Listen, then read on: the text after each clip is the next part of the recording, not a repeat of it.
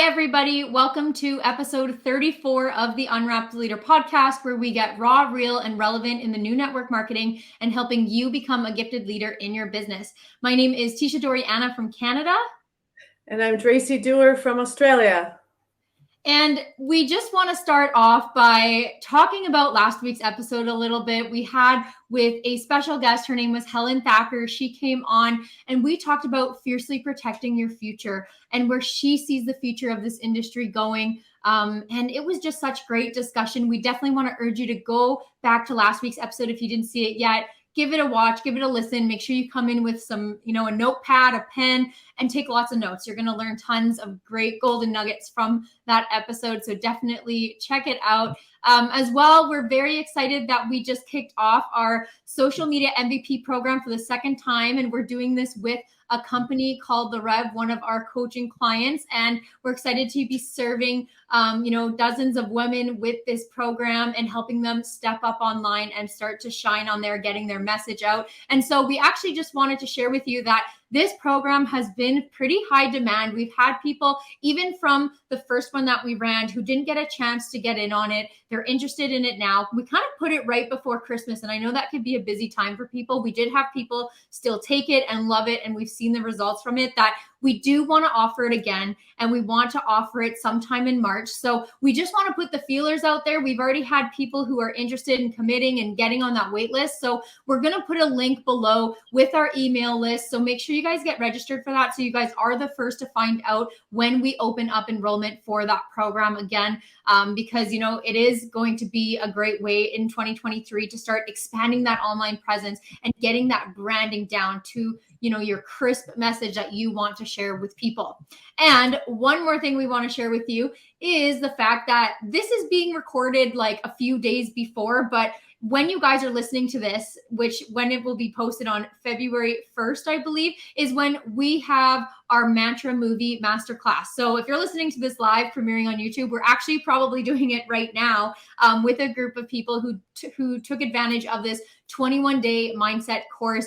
And we're excited to create this movie with them that's going to speak to, their vision, their goals. And so if you guys do want more info on it, or you missed the boat to enroll when we did it, just reach out to us, guys, and we'll definitely find a way to get you guys, started with this so we can help you out there. So starting now with this episode, we are talking about continuing on with the series of the things we should be fiercely protecting.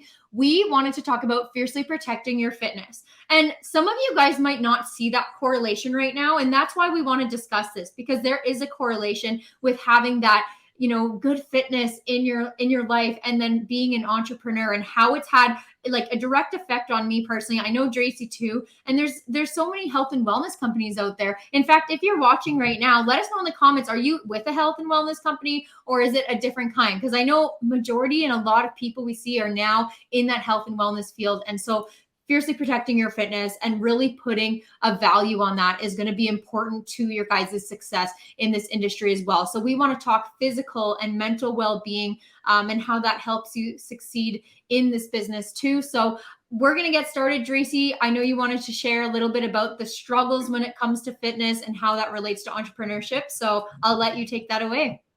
Well, thank you, Teisha. And yes, it's just an exciting time. This new year has kicked off with so much enthusiasm. And I can most certainly say we are having so much fun fiercely protecting the things that matter in our business. And one of that is speaking to you, our audience, and sharing the things that are raw, real, and relevant. And right now, I feel a lot of people have kicked off this year with New Year's goals, New Year's resolutions, and just a better you and a better project you. And so I really wanted to add to that is one of my philosophies is about having a better brain, better body, and a better bank account. So does this not speak to fiercely protecting your fitness? Because we talk about better brain, meaning your mindset, and now we're talking about better body. And the two of them correlate so well because it is what helps you have a better bank account when you have those things working. And so some of the struggles I have found being in the industry, now I've been in the industry in my 20s, in my 30s, in my 40s, and now dipping into my 50s. And the struggles have always been there, but a little bit different. And the struggles pretty much when I was in my 20s, because you don't know what you don't know. And I hopped into this industry like like full steam ahead, like a thoroughbred, and like so much enthusiasm with people and the calls and doing the daily disciplines that I literally did forget about to eat and forget about good food. I didn't even know the difference that what good food would have on an impact. I just forgot. I probably lived on coffee and caffeine in those days.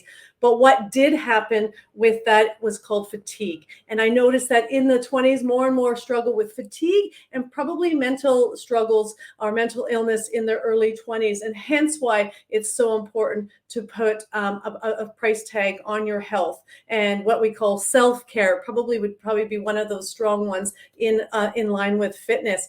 When you go into your 20s, it becomes more about into your 30s, it actually becomes more about stress. And so when you come more into the stress, what are things that you need to do to be aware about managing stress? And again, if you're not looking after your health, because your health actually correlates to your stress, in again doing mindful practices and again looking after your health.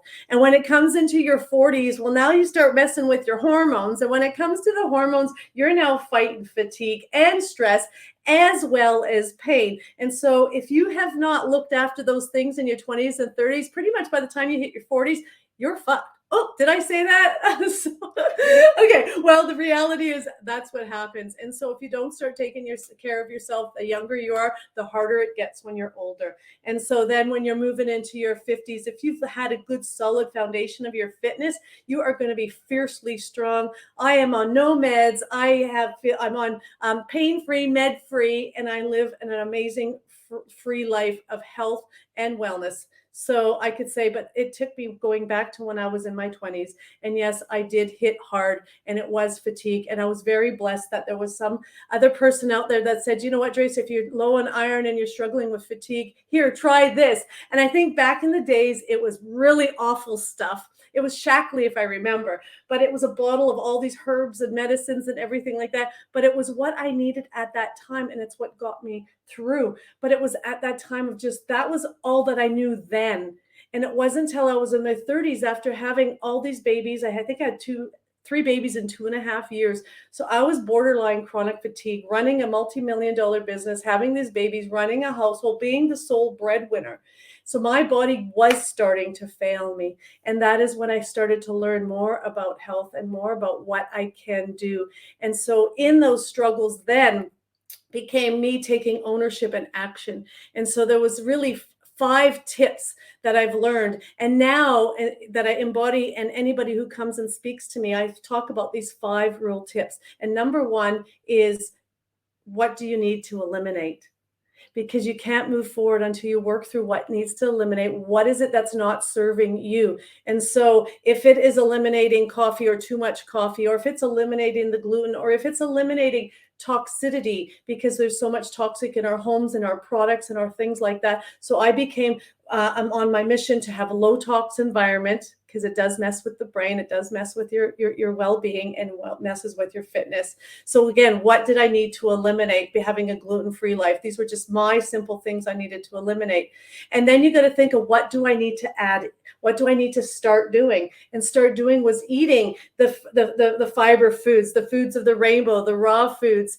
Start having more products that were antioxidants. Start having the protein, being more aware of the things I needed to put into my life. Start more aware of the routine that I was starting my day with. And again, it comes down, routine and rituals is around self-care.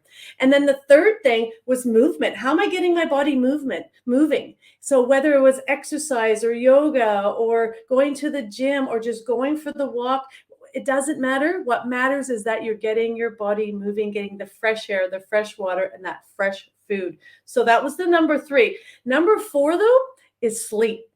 Number 4, sleep is so powerful in your well-being and your fitness. And if you don't figure out how to get sleep, and I know us entrepreneurs are wired and excited and enthusiastic and are up at 3 a.m, with all this enthusiasm. But again, it's working on what you need to do to get the sleep that you need. And if you read, I think, The Monk Who Sold His Ferrari by Robin Sharma, he does say a true entrepreneur that is looking after all those areas of their life only need 5 hours of sleep. 5 quality hours. So again, entrepreneurs, you don't need a lot of sleep. You just need the quality sleep, but you need to be looking after those other areas of your life. And then the fifth thing that is so solid, so important is the support that you actually have. Support, whether it's support of supplements, because our body needs those raw ingredients so it can do amazing things, and the support of a coach. So whether it's a business coach, a life coach, or a health coach, depending on the area of your life right now that you need to work on. So if you are not fit and feeling fierce, then you need a coach that's going to help you with your health and wellness. So that's probably the tips for me. Those are the struggles that I know that we all have, is because we're so wired as entrepreneurs to focus on being of service that we forget about ourselves. Now, Teisha, I know these are things that you have struggled with. These are things that you work on a daily basis to fiercely be that entrepreneur that you are. Yep, absolutely. And when Dracy says the entrepreneur staying up till 3 a.m, she's talking about me, because I have definitely always struggled with sleep. Just even growing up, before I even got into this industry, I was always someone, I don't know if I want to call it insomnia or not. Like, I don't know if it was to that extreme, but it wasn't necessarily like about, I guess, putting my, head down and trying to sleep. A lot of it is just distractions. We're distracted by so many things. My brain doesn't shut off. And it was like that for years. And right now, though, I think where I'm at, like in terms of what I love doing, I feel comfortable that I can put my head down at night and wake up and think about it the next day. Where, to be real with you guys, when I was in my teaching profession and I was in my practicums, that's when I felt like I couldn't shut my brain off. And I knew that going into that, for me anyways, like there's a lot of people who have no problems. They could like my husband, Ryan, puts his head down on the pillow, snoring in a minute. And I'm like, how do you do this?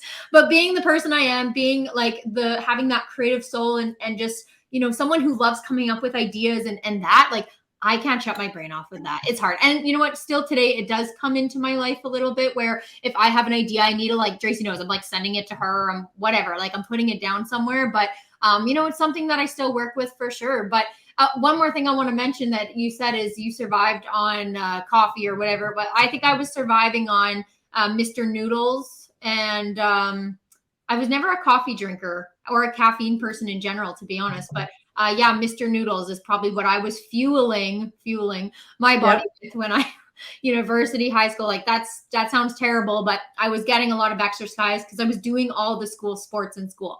So I was busy. I was occupied with volleyball. I did hockey. At one point I was in dance. So like everything, I did everything. So when I transitioned to university and all that, I did play some university sports, but it was more of a struggle to just like exercise more. And of course your metabolism slows as you age. So you need to start fueling your body with nutritious foods. So I was always someone that was active and wanted to stay active, but it definitely gets harder as you get older. And so I just want to say one thing to start is that I wish I didn't work out today. Said no one ever. No one ever said that. I wish I didn't get exercise today. Like when you do it, you always feel good unless you're in some sort of, pain of some kind. But for the most part, when people exercise or people go for a walk or people work out, go swimming, whatever it is, people are always like, we always feel good about that. We never regret it. It's the part where we actually have to wake up and do it. And that's where the discipline comes in.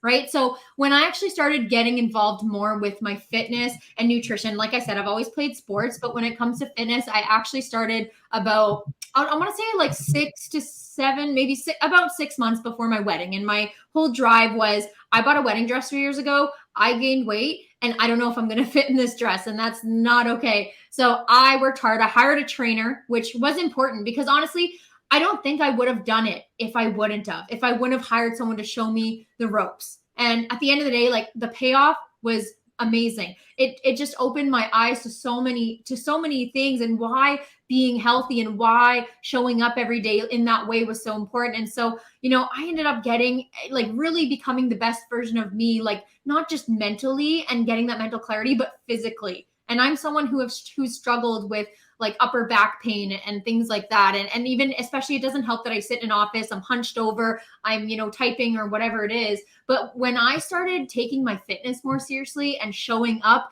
like almost daily at the gym, like that was my time to escape. And that's actually when I started noticing results in the sense that I wasn't feeling that back pain anymore. I usually have this sharp back pain and it's usually constant. It's on and off, 24/7 on and off.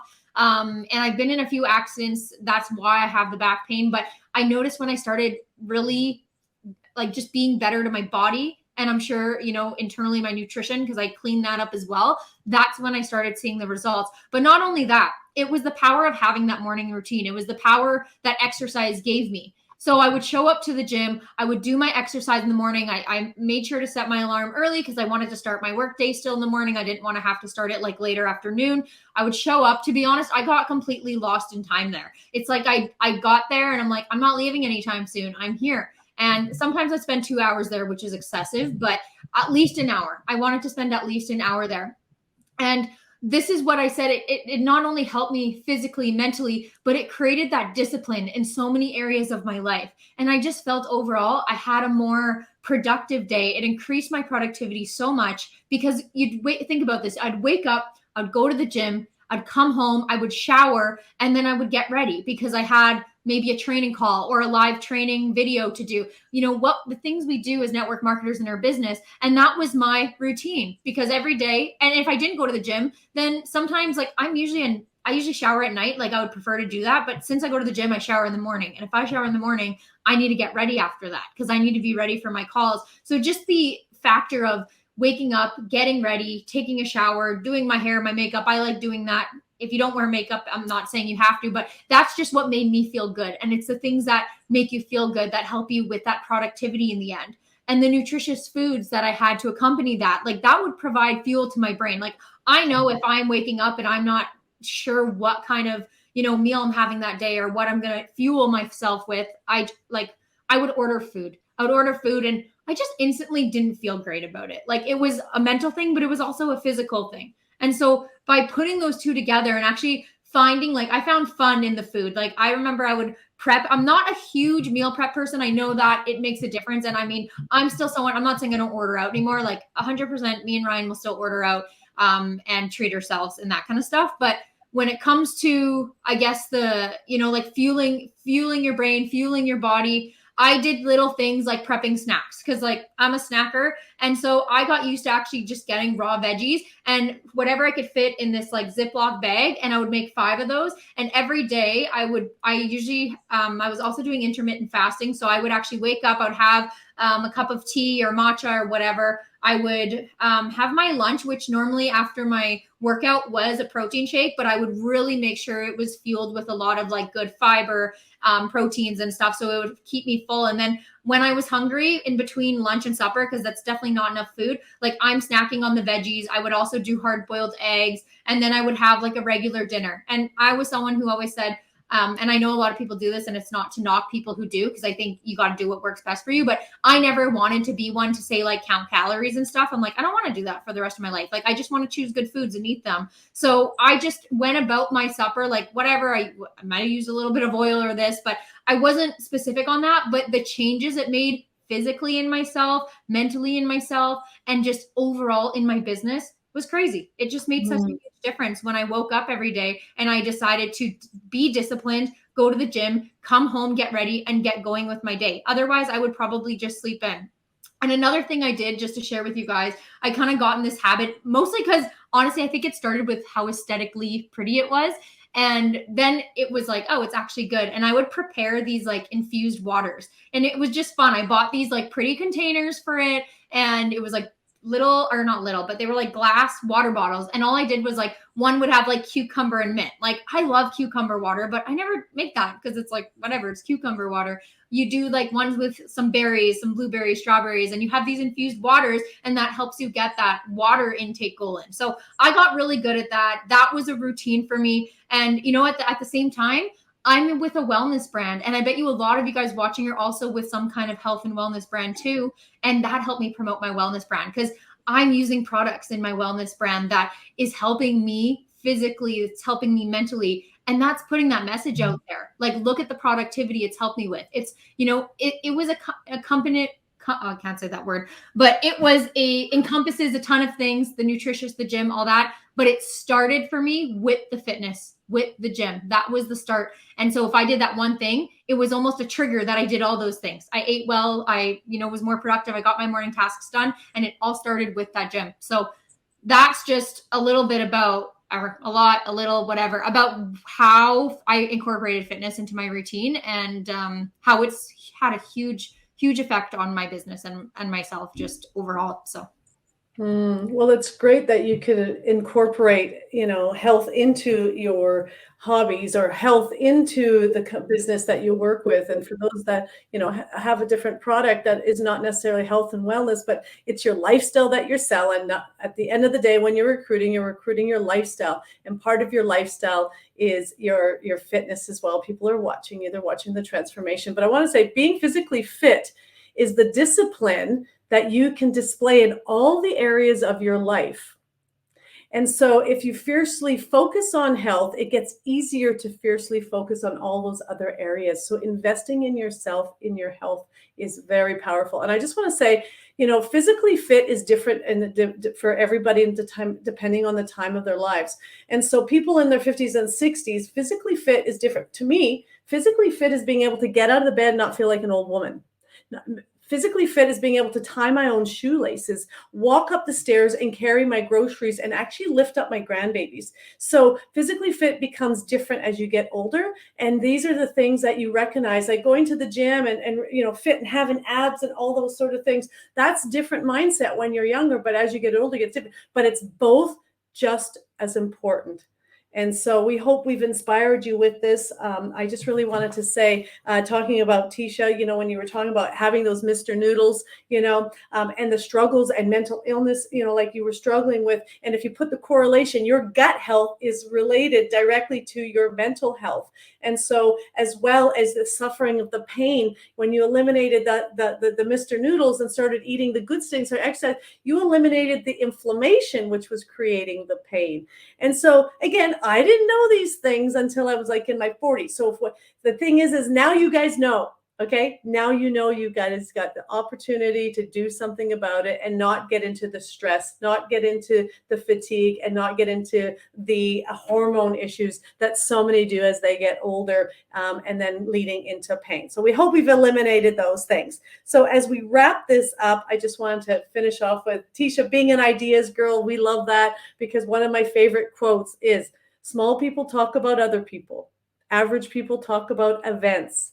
But great minds talk about ideas. And you have a great mind, Teisha. It's an absolute privilege and pleasure to work with you as my partner in crime. That's why it makes this so much more fun and everything. Even talking about hearing you talk about making your water into different like fruits and veggies and stuff like that, you even make your water fun, right? Yeah. Makes your water fun. So everybody, I hope you had a good time episode, got some tips. If you have some struggles, please feel free to reach out. I believe we're going to be posting in February our one-on-one mentorship program so we can help you in the areas of your life that you are struggling with so you can have the success and the dreams and desires that you want. And we really want to remind you, we have our gifted leader community where, again, we help business builders like yourself unwrap the gifts that you have. We're unwrapping our the Unwrapped Leader. Got all these unwrapped. The Unwrapped Leader book right now as we speak as 12-week steps to being a better you, better business. So you can have a better brain, better body, better business. There you go. All right.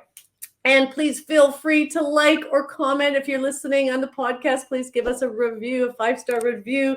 As most importantly, if you're watching on YouTube, subscribe, hit the subscribe button, and check out the link with regards to our 21-day movie mantra masterclass. Thanks, everybody. Thank you, guys. Bye.